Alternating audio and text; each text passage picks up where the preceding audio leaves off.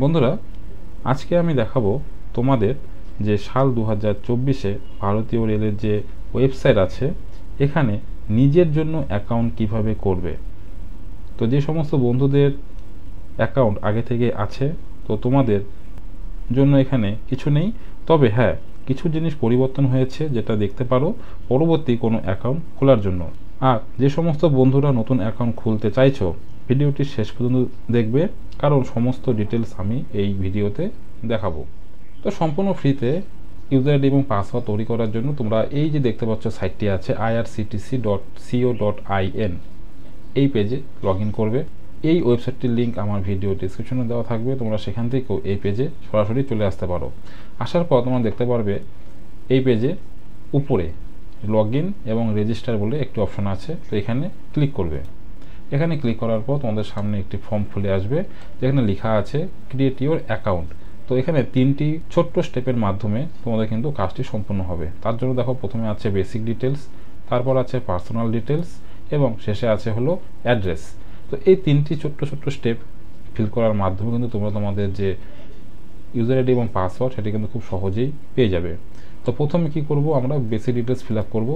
এটি fill up করার জন্য প্রথমে একটি ইউজার নেম তৈরি করতে হবে। তো এখানে একটি ইউজার নেম আমি তৈরি করে নিয়েছি, এখানে পাসওয়ার্ড তৈরি করে নিয়েছি, তারপরে এখানে ইংলিশ আর যেটি বললাম যে তোমাদের একটি হিংস কোশ্চেন এখান থেকে চুজ করতে হবে।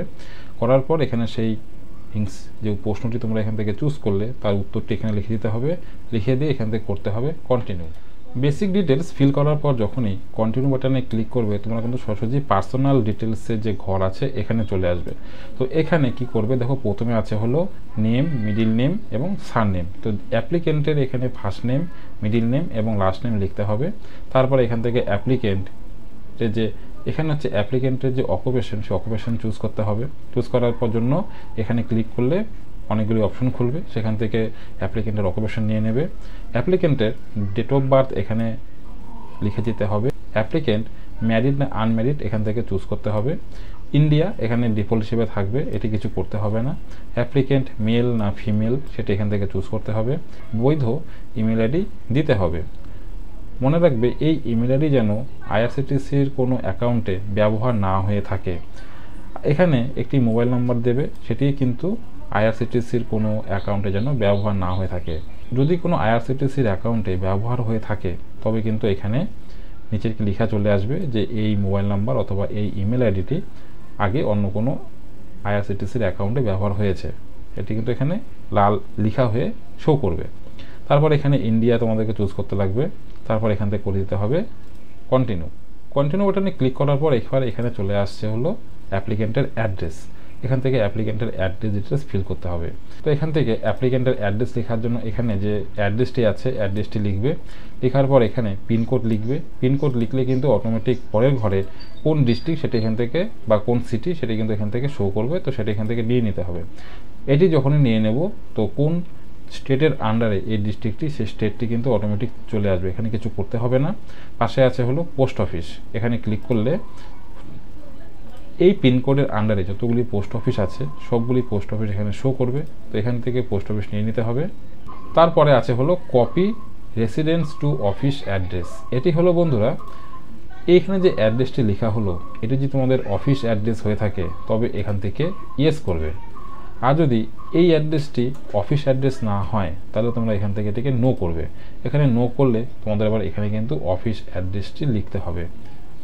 তো আমার ক্ষেত্রে এখানে যে অ্যাড্রেসটি লিখলাম সেই অ্যাড্রেসটি আমার অফিস অ্যাড্রেস, তো এখান থেকে ইয়েস করে দিচ্ছে। এখানে টিক চিহ্নটি থাকবে, তারপর নিচে আছে হলো ক্যাপচা। এই ক্যাপচাটি এই ঘরে ফিল করে এই নিচে আরেকটি I have read and agreement যেটি অপশনটি আছে এখানে টিক করে ওকে করা মাত্রই তোমাদের সামনে এরকম একটি পেজ খুলে আসবে যেখানে লেখা থাকবে thank you, you have been successfully registered. তো এখানে যে ইউজার নামটি তোমরা চুজ করলে সেই ইউজার নামটি শো করবে, এখানে ইমেল আইডি শো করবে। নিচে লেখা আছে click here two log in and active your account. তো এই যে ক্লিক হেয়ার অপশনটি আছে এখানে ক্লিক করতে হবে অ্যাকাউন্টটি অ্যাক্টিভ করার জন্য। ক্লিক হেয়ার যখনই করব আমরা কিন্তু একদম যে প্রথম যে পেজটি সেই পেজে চলে আসব। এবার এখান থেকে আমরা করব হলো লগ ইন। এই যে লগ ইন অপশনটি আছে উপরে দেখতে পাচ্ছ নীল রঙের আইকন করা যে লগ ইন, এই লগ ইনে ক্লিক করতে হবে। লগ ইনে ক্লিক করার পর এখানে ইউজার নেম এবং পাসওয়ার্ড লিখতে হবে। লেখার পরে এই যে ক্যাপচা লেখাটি আছে ক্যাপচাটি এই ঘরে লিখে এখান থেকে করে দেব হচ্ছে সাইন ইন। তো বন্ধুরা ইউজার আইডি পাসওয়ার্ড দিয়ে যখনই লগ ইন করলাম, লগ ইন করার সাথে সাথে কিন্তু উপরে দেখো লেখা চলে এসছে ওয়েলকাম। যে ইউজার আইডিটি তৈরি করা হয়েছে সেই ইউজার আইডিটি কিন্তু এখানে শো করছে, অর্থাৎ আমাদের অ্যাকাউন্ট কিন্তু সাকসেসফুলভাবে তৈরি হয়ে গেছে।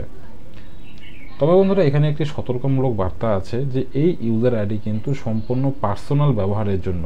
এখানে কিন্তু নিজের জন্য এবং নিজের ফ্যামিলির জন্য একমাত্র টিকিট কাটা যাবে। এখানে কিন্তু কোনো বন্ধু বান্ধব পাড়া প্রতিবেশীর টিকিট কাটা যাবে না। এটি হলো সমস্ত যে সিস্টেমটি, এটি হচ্ছে সেলফ টিকিট বুকিং একটি প্রসেসের জন্য। হ্যাঁ, যদি তুমি কোনো কারণবশত ট্রাভেল করো, সাথে তুমি আছো এবং তোমার বন্ধু আছে, সেই ক্ষেত্রে কিন্তু টিকিট কাটা যাবে, এছাড়া কিন্তু টিকিট কাটা এখানে যাবে না। তো বন্ধুরা এইভাবে কিন্তু তোমরা বাড়িতে বসে নিজের জন্য একটি ইউজার আইডি এবং পাসওয়ার্ড তৈরি করতে পারো সম্পূর্ণ ফ্রিতে এই পোর্টালে এসে। তো বন্ধুরা আইআরসিটিসি থেকে টিকিট কিভাবে কাটতে হয়, যদি সেই বিষয়ে কোনো রিকোয়ারমেন্ট থাকে তো অবশ্যই জানাবে। তো নেক্সট ভিডিওতে সেই বিষয়ে আলোচনা করব। আর যদি তোমরা আমার চ্যানেলে প্রথমে থাকো তো চ্যানেলে অবশ্যই লাইক করবে, সাবস্ক্রাইব করবে এবং ভিডিওটি প্রচুর পরিমাণে শেয়ার করবে, যাতে সমস্ত বন্ধুবান্ধব এই তথ্যটি জানতে পারে। তো দেখা হচ্ছে পরে আরেকটি নতুন আপডেট নিয়ে, ততক্ষণের জন্য বাই।